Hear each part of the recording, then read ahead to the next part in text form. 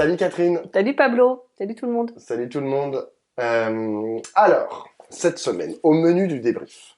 Non, on va commencer par une étude qui a été publiée par Ipsos Steria, une étude pour le Cevipof, Le Monde et la Fondation Jean Jaurès, une étude qu'ils font tous les ans, pardon, depuis une dizaine d'années, qui s'appelle Fracture française et qui font un peu un état des lieux de ce que pensent les Français et les Françaises. C'est une étude sur il y a plus de 10 000 personnes qui sont interrogées.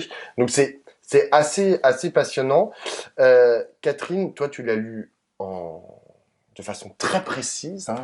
Non, mais j'ai vu que tu as passé ta matinée sur cette étude, sur toutes les slides, à étudier toutes les slides. Ouais. Qu'est-ce que tu en as retenu, notamment par rapport à ce qui nous intéresse, c'est-à-dire la politique et les stratégies politiques? Ouais, parce qu'alors il y a beaucoup de choses très intéressantes dans cette étude, mais on va se concentrer sur en fait ce qui a fait d'ailleurs l'objet de pas mal de discussions, c'est-à-dire le fait que il y a une certaine incompréhension qui est manifeste dans cette étude sur la stratégie de la France insoumise en tant que force d'opposition à l'Assemblée nationale, par différence avec le Rassemblement national. On a une question qui est posée sur quelles sont les forces politiques d'opposition parmi les forces d'opposition à l'Assemblée nationale, laquelle vous paraît avoir une bonne stratégie. 35% des Français trouvent que le Front National fait bien son travail d'opposant, et la France insoumise arrive la dernière du peloton avec 22 ou 24%, je ne sais plus exactement le chiffre, de soutien. Alors pour tout le monde c'est quand même assez faible, parce que 35% c'est quand même pas la gloire, mais la France insoumise est assez basse. Mais ça c'est un indicateur d'autres éléments qui me semblent devoir être réfléchis. Le premier indicateur qui m'a semblé indiquer quelque chose comme s'il y avait un décalage entre la perception que les Français ont de la situation et la stratégie de la France insoumise, c'est que les électeurs de la France insoumise sont les seuls à considérer que La République en marche attise la violence. C'est-à-dire que c'est une question qui est posée pour tous les partis politiques. La République en marche n'est pas perçue comme un parti qui attise la violence par l'ensemble des Français. Les seuls qui le considèrent d'une autre manière, qui pensent que la République en marche exacerbe les violences et crispe la société, etc., c'est la France insoumise. Donc je pense que ça conditionne très probablement, ou ça organise, ou ça structure une manière de concevoir ce que c'est qu'être un opposant. C'est-à-dire qu'ils sont violemment heurtés par la politique, la manière et le contenu et la forme de la politique conduite par Emmanuel Macron, et ils réagissent à cette aune-là d'une certaine manière en décalage avec le reste de la France. La deuxième chose qui m'a paru devoir aussi se réfléchir, c'est le fait que la France insoumise apparaît comme étant une organisation qui attise la violence, qui met en cause la démocratie, ou qui est qualifiée d'extrême gauche par tous les Français, y compris les Par une majorité partenaires. de Français. Oui, pardon. Pas tous. Par toutes les familles politiques le considèrent majoritairement ainsi, y compris ceux de la NUPES. Ça me semble aussi, et c'est non seulement majoritaire, mais c'est en progression dans toutes les familles. C'est-à-dire y compris parmi les écologistes, y compris parmi le Parti socialiste. C'est-à-dire que le même sondage qui est fait aujourd'hui et il y a un an, c'est des progressions significatives. Ça peut aller jusqu'à 10 points d'augmentation de cette perception-là. Donc là, ça veut dire qu'il y a quelque chose qui, à l'intérieur de la NUP, n'est pas raccord. On a une France insoumise qui s'oppose d'une certaine manière et qui n'est pas compris en général, mais qui n'est pas compris en particulier par les partenaires de la France insoumise. Et le troisième élément qui me semble vraiment inquiétant, c'est que du coup, le rapport attise la violence, dangereux pour la démocratie, c'est la France insoumise qui est en tête, devant le Front National. Et les courbes se sont croisées. C'est-à-dire ça n'a pas toujours été ainsi. Et de loin, c'est que là, Marine Le Pen, alors certainement elle bénéficie de son gain, de son implantation politique, mais aussi de sa manière d'être une opposante. Elle réussit à imposer un style qui apparaît comme crédible, Ils sont toujours pas considérés comme crédibles pour gouverner. C'est une minorité de Français qui le considèrent ainsi, mais c'est encore plus vrai pour la France insoumise. C'est-à-dire que on considère que la crédibilité du RN est supérieure à celle de la France insoumise. Alors évidemment, ça nous raconte des choses inquiétantes sur l'idéologie qu'il y a dans notre pays et sur la. Mais ça dit aussi que probablement dans la gestion de ce que c'est que d'être une force d'opposition et ce que c'est que de s'opposer à la hauteur des exigences n'est pas compris. C'est-à-dire que les Français attendent des réponses radicales sur les questions d'écologie, sur les questions de pouvoir d'achat, sur les questions d'insécurité du monde, etc. Mais que la radicalité telle qu'elle s'énonce, telle qu'elle s'exprime, telle qu'elle s'incarne à la France insoumise, pour l'instant, n'est pas perçue et même divise et que l'écart s'accroît, si je en juge par cette étude. Encore une fois, c'est une étude qui est faite tous les ans auprès de 12 000 Français, donc c'est quand même un très très gros échantillon et qui a l'avantage d'être continu, quoi. Donc, je pense qu'il y a un vrai sujet sur ce que c'est qu'être d'opposition radicale aujourd'hui. Là, pour l'instant, ça ne marche pas. Alors moi j'ai deux points pour prolonger ta pensée. La première en fait c'est que pour discuter, mais comme toi aussi, souvent avec des insoumis et des insoumises, ce qu'ils nous répondent lorsqu'on leur parle de ce dont tu viens de parler, c'est ah mais de toute façon on ne fait que payer la mauvaise image qui est que les médias veulent donner de nous. Et ah ben oui, non mais en fait Non, mais c'est ça, on n'est important pas. parce qu'ils sont persuadés. Enfin je pense que c'est quelque chose pour eux. Le fait qu'il y ait des unes où on voit Mélenchon faisant une grimace, toujours de façon agressive, que on présente leur expression comme étant systématiquement agressive, alors que eux et elles ont l'impression simplement de faire des listes de courses et de faire de la politique normalement, bah ça crée enfin pour eux, c'est ça qui crée ce rapport tendu avec la société. C'est oublier que les hommes et les femmes politiques ont aussi des accès directs aux Français et aux Françaises, notamment maintenant via les réseaux sociaux. Enfin, je veux dire, quand Jean-Luc Mélenchon fait un tweet ou quand il fait une vidéo, bah, il est tout seul. Enfin, je veux dire, il est tout seul face aux Français et il a toute liberté de mettre la photo qu'il veut, de prendre la tête qu'il veut et de prendre le ton qu'il veut. Pareil à l'Assemblée nationale. Enfin, je veux dire, les vidéos de l'Assemblée nationale, ce ne sont guère que des vidéos de l'Assemblée nationale où chacun dit à peu près ce qu'il veut sur le ton qu'il veut. Ça, c'est la première chose. La deuxième chose, c'est que ça parle aussi d'une stratégie. Et aujourd'hui, moi, ce que je vois et ce que je constate depuis plusieurs années, c'est que la stratégie de... La France insoumise est un outil pour prendre le pouvoir. Il a été théorisé comme ça. Sauf que, depuis le début, sauf que le problème, c'est que aujourd'hui, je ne vois qu'une stratégie d'opposition. C'est-à-dire que ils sont des opposants et toute leur façon de faire de la politique est axée en fait sur cette thématique de l'opposition. Ils ne cherchent pas à convaincre. Ils cherchent à latéraliser de façon systématique. C'est-à-dire que tu dis quelque chose, tu es le gouvernement, bah moi je vais proposer quelque chose d'autre et je vais te répondre violemment. Comme tu l'as dit, parce que je considère que ce que tu dis est violent, que c'est toi qui es responsable, en gros, comme pour reprendre les mots de Jean-Luc Mélenchon, du chaos dans la société. Et donc, en réponse, bah, je vais être aussi violent et je vais faire une autre proposition.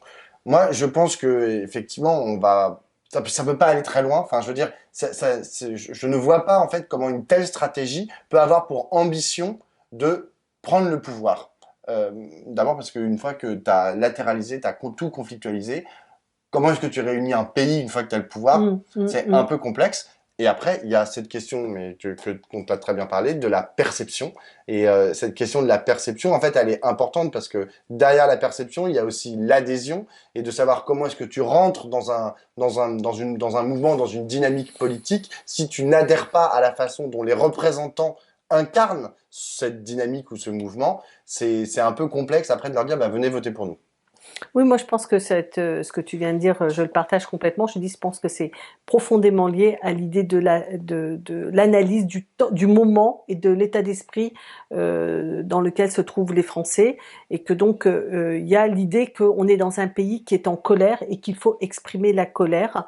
Et moi je crois que la politique, c'est évidemment à la fois un miroir, ça doit rendre compte d'un état d'esprit, mais ça doit surtout permettre d'ouvrir des possibles. Et là, en l'occurrence, ça ne donne pas le sentiment qu'on continue dans ce qui a fait la force de Mélenchon dans la présidentielle et au moment de la formation de la NUPES, c'est-à-dire du rassemblement, des propositions, d'une perspective politique.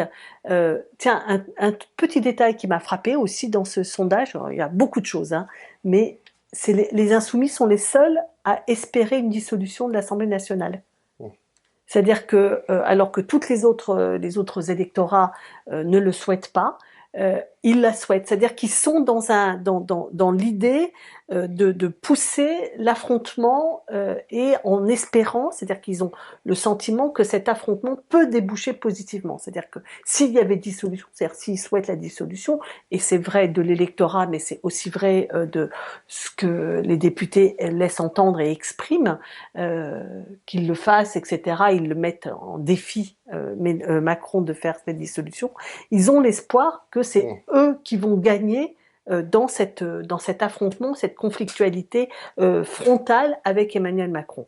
C'est un pari qui, pour l'instant, relève de l'autoconviction, quoi. C'est-à-dire, pour l'instant, ce n'est pas ce que raconte, en tout cas cette étude. C'est pas comme ça que ça fonctionne. D'ailleurs, son titre, je l'ai oublié, le titre de l'étude. C'est une France en colère mais décrispée. C'est-à-dire qu'en fait, et c'est ce qu'il raconte dans ce sondage, c'est qu'en fait, on a une montée des Français qui se sentent en colère, mais ceux qui sont les plus en colère, c'est l'extrême droite. C'est pas du côté de l'AFI. Le taux en colère est le plus fort du côté de l'extrême droite, et décrispé parce qu'en fait, il y a beaucoup d'éléments de confiance dans des institutions, dans l'Europe, dans la démocratie, etc., qui ont plutôt tendance à s'améliorer. Qu'on en pense, qu'on en veut, hein, je veux dire, là n'est pas la question. La question est comment les gens se situent dans le moment. Et moi, ce que j'ai par ailleurs comme impression, c'est qu'on a, là, c'est la chape de plomb, quoi. C'est très très dur en ce moment. Je veux dire, bon, aujourd'hui, Biden explique que les Russes pourraient utiliser l'arme atomique, que bon, il y a cette pression de la guerre, cette inquiétude que l'on a qu'on n'avait absolument pas anticipé sur les problèmes d'approvisionnement en énergie. On nous a gavé sur le nucléaire, on n'a parlé que du nucléaire. Ça fait 30 ans que la France ne parle que du nucléaire, alors que la question énergétique, elle est un peu plus large que la question du nucléaire. Et là, on a ça, il y a le problème des salaires, il y a une récession qui arrive. Enfin, je veux dire, on sent, tout le monde commence à sentir des effets de rétraction d'activité. Évidemment, la question climatique, environnementale d'une façon générale. Enfin, on n'a pas besoin de simplement quelqu'un qui rajoute à la description du chaos. Il faut sortir par le haut des solutions, et que moi j'ai l'impression que là il faut désanxiogéniser. On va pas y arriver sans ça. Alors, même si je suis très contente que dimanche prochain on fasse une manif tous ensemble. Le 16 octobre à Paris, ça me paraît très bien, et c'est une bonne nouvelle que toute la NUPES se soit mis d'accord enfin pour appeler à cette manifestation du 16 octobre. Ça sera un élément positif, mais c'est un élément positif d'action, une proposition d'action. Il faut qu'elle s'accompagne d'un discours qui nous rassemble et nous emmène, quoi. Alors, tu parlais de désanctioniser, je sais pas quoi, j'arrive pas à dire le mot, enlever les inquiétudes des Français et des Françaises. Alors, le gouvernement a sorti un plan cette semaine de sobriété choisie, voilà, c'est ça, un plan de sobriété choisi. Donc ils en ont même fait un petit spot télévisuel d'une trentaine de secondes où en gros ils vous expliquent que ce serait bien si, en gros, ce serait bien si vous éteigniez la lumière en sortant de la pièce, ce serait bien si vous mettiez le chauffage à 17 au lieu d'à 21, ce serait bien si votre sèche-linge était à 55 degrés et pas à 65, etc., etc.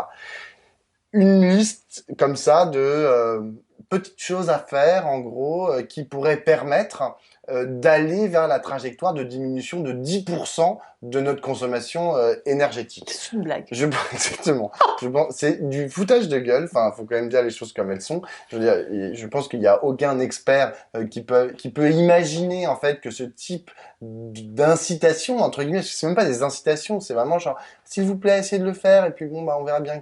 C'est vraiment comme tout à l'heure, tu parlais d'autoconviction. En fait, le gouvernement s'auto-convainc qu'il est en train de faire quelque chose. Parce que, je veux dire, c'est, Mm. je prends par exemple en référent ce qui se passe en Espagne. Cette semaine, en Espagne, le gouvernement espagnol a décidé pour l'année 2023, jusqu'à la fin de l'année 2023, de rendre gratuits les trains régionaux.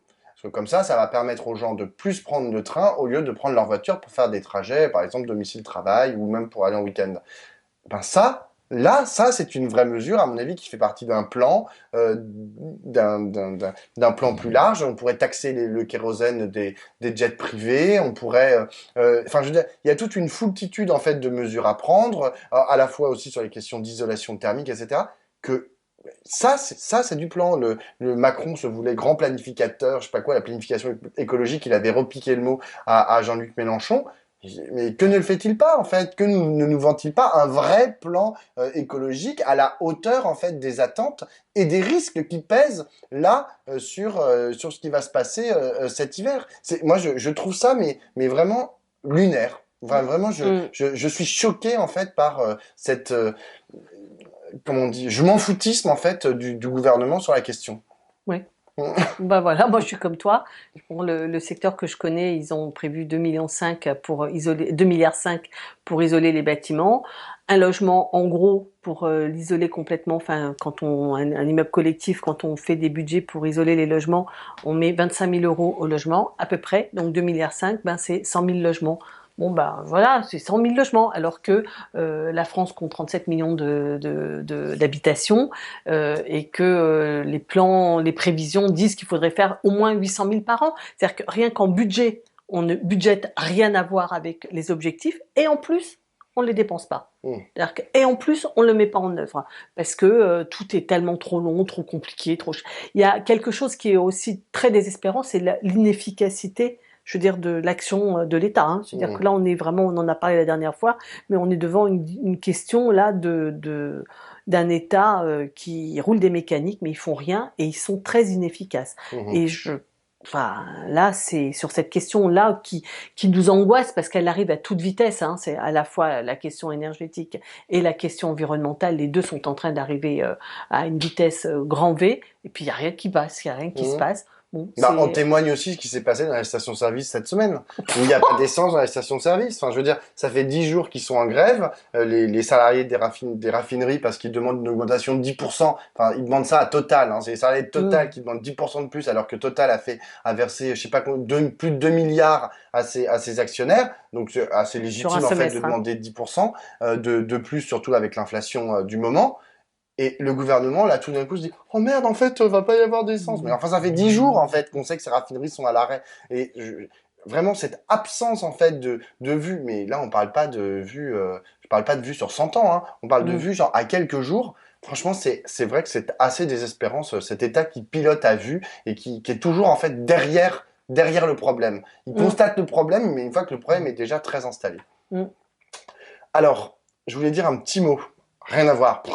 De ce qui s'est passé jeudi. Jeudi, Regard a participé à un appel pour les États généraux du cinéma. C'était à l'Institut du monde arabe, c'était de 14h à 18h, donc ça a duré assez longtemps. Il y a eu énormément de prises de parole. Et en gros, vous aviez dans une salle réunis un grand panel, un grand collectif en fait de professionnels du cinéma. Ça allait du producteur, réalisateur, acteur, technicien, exploitant, distributeur. Enfin, vous aviez toute la chaîne industrielle en fait qui était présente pour faire un film. Ces gens qui étaient issus du cinéma indépendant, donc pas des grandes chaînes, il n'y avait pas des producteurs de M6 ou que sais-je, en fait, ont tiré la sonnette d'alarme parce là, ils sont en train de se dire, merde, on est en train de disparaître. Enfin, on va disparaître à horizon quelques années parce que le système ne veut pas de nous. C'est-à-dire que, et c'était assez intéressant, c'est-à-dire que quelques-uns ont essayé de dire ah moi par exemple j'ai une subvention de je sais pas 1000 et en fait il nous faudrait plutôt 10 000 voire 100 000 et là d'autres majoritaires répondaient non en fait la question elle est pas en fait de combien de zéros on met sur le chèque de la subvention, la question c'est une question de philosophie générale, de politique générale, du système en fait dans lequel on est. Et aujourd'hui, le système néolibéral dans lequel, capitaliste néolibéral dans lequel on évolue tous, y compris ces artistes et ces techniciens du monde du cinéma, ne nous permet pas de créer correctement. Et donc, même si les sensibilités étaient très différentes, les endroits d'où parlaient les gens étaient très différents et les mots utilisés du coup étaient très différents, globalement, il y avait une espèce de collectif en fait qui s'est créé, qui était hyper intéressant et qui, à mon avis, voilà, va déboucher sur quelque chose. Alors je ne sais pas quoi, parce que là en fait pour l'instant c'est un appel au pouvoir public, au ministère de la Culture et au CNC qui n'étaient pas présents alors qu'ils avaient été invités. C'est un appel à eux pour qu'ils organisent des états généraux en bonne et due forme. Je ne sais pas ce qui va se passer, mais je pense que même s'ils vont faire, à mon avis, ils vont laisser ça lettre morte, la demande lettre morte, je pense que derrière, ce qui est en train de se constituer est assez intéressant, parce qu'il ne faut pas oublier que quand même, le cinéma reste un art particulièrement intéressant par tout ce qu'il charrie, par tout ce qu'il peut créer comme réalité en fait dans la société. Et de ce fait, il a une place particulière, à mon avis, assez intéressante en fait par rapport à d'autres arts, comme par exemple la littérature. Et parce que la littérature, c'est toujours un peu plus circonscrit, enfin le codex avec des mots écrits dans un livre où c'est assez long, c'est plus compliqué de rentrer dedans, etc. C'est peut-être un art moins populaire aujourd'hui que ne peut l'être le cinéma. Alors justement, formidable Non, exposition. je veux dire un truc sur, je veux dire un truc sur le cinéma. Ce qui fait la particularité du cinéma, c'est que on en parle, qu'on voit des films dont on parle, et que donc expérience collective. voilà, voilà, ça c'est la première chose. La deuxième chose, c'est que cette expérience, elle a été beaucoup remise en cause par l'arrivée des plateformes, la VOD, etc. Mais que je pense qu'il faudra là aussi en avoir une vision équilibrée, parce qu'en fait, on voit beaucoup plus de films qu'avant. C'est-à-dire qu'avant, il y avait le film du dimanche soir et puis 2-3 films dans la semaine. Aujourd'hui, tu peux voir beaucoup plus de films que ça. Que des trucs géniaux, mais on voyait pas non plus que des trucs géniaux dans les années 60-70, hein, faut pas déconner. Donc, je pense que c'est quand même la culture du cinéma, elle reste extrêmement vivante. Par contre, la pratique de la salle, elle recule. Elle recule aussi sous le fait du prix des places de cinéma. C'est beaucoup trop cher. 12 balles de place de cinéma, mais non, quoi. Donc ça, c'est une question qu'ils ont systématiquement évacuée. Mais ça va pas du tout, ça. Hier. Donc je pense que, un, c'est trop cher. Deux, les cinémas sortent des villes. C'est-à-dire qu'ils sont maintenant que dans les centres commerciaux en périphérie, et que du coup, c'est la bagnole, donc ça s'ajoute dans les frais de la dépense, et puis après tu vas chez Pizza Hut, machin truc, et donc ça devient une sortie trop chère par rapport au fait de regarder un film à la maison, et donc je pense qu'il y a quand même une question de maintenir les salles, de maintenir l'accessibilité au cinéma pas trop cher, et enfin il y a une question du financement du cinéma. Aujourd'hui, le cinéma est financé par notamment les billets. Chaque fois qu'on va au cinéma, il y a 10% de notre billet qui va à la caisse du cinéma. Si les entrées s'effondrent, et ben ça fait beaucoup moins d'argent. Et les entrées sont en train de s'effondrer de manière structurelle depuis maintenant quelques années.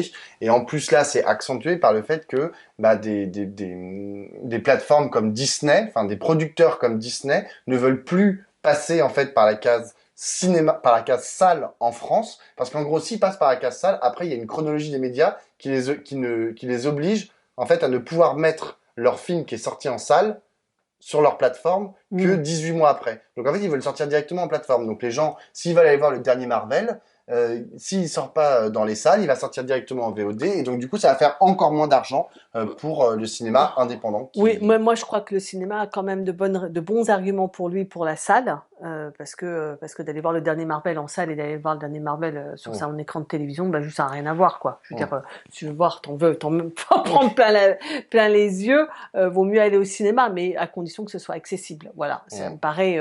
Enfin, il me semble qu'il y a quand même là une réflexion un peu globale sur l'attractivité du cinéma, où est-ce qu'il se trouve, le financement du cinéma, etc., etc. Et en tout cas, le cinéma est une pratique qui reste encore populaire, notamment. Alors, ce qui est marrant, c'est que c'est notamment les jeunes qui continuent à aller au cinéma.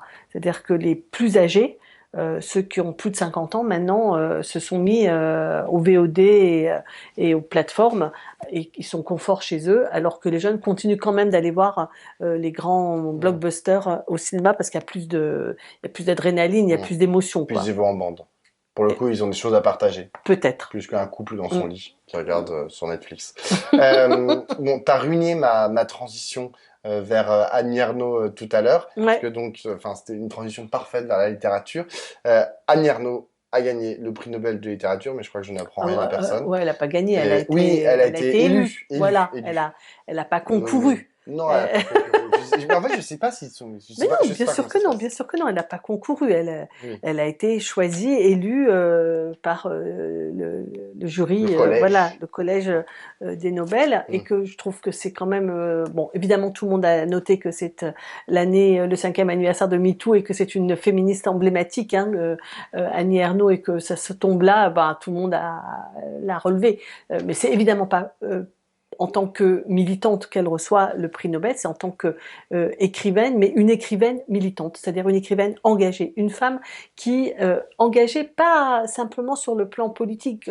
Tout le monde sait que Annie Ernaux est à la gauche de la gauche, qu'elle a soutenu Jean-Luc Mélenchon, que voilà, qu'elle participe au Parlement de l'Union populaire. Bon, ça, tout ça, c'est connu de nous, de vous, etc. Mais c'est pas ça le sujet. C'est que c'est une femme qui, d'abord, elle est une autrice parmi les vivants d'aujourd'hui et qu'elle raconte ce que c'est que de vivre et donc de lutter et donc de se confronter et donc de s'extirper de son histoire, de s'émanciper. C'est une femme qui n'est pas une héroïne, qui parle à la première personne, une parmi nous, et qui raconte ce que c'est que de devenir une femme libre. Voilà. Et je trouve que c'est extrêmement enthousiasmant. Bon, voilà. Moi, j'adore Annie Ernaux et ça me fait bien plaisir que cette écriture, cette littérature et cette conception de la vie ait été saluée, qu'elle soit reconnue dans le monde entier. J'ai toujours pas très bien compris à quoi servait un prix Nobel de littérature, d'ailleurs un prix Nobel de quoi que ce soit. Si un peu de reconnaissance. Beaucoup même. On sait même pas qui est ce collège tout à l'heure qui choisit ces gens. Enfin, bref. Ouais, non mais ça c'est une autre question, la question des prix et des récompenses qu'on a ou qu'on n'a pas. Ça met un coup de projecteur que je trouve bien là. Oui, ça c'est vrai. Fort opportun. Et à la semaine prochaine. À la semaine prochaine.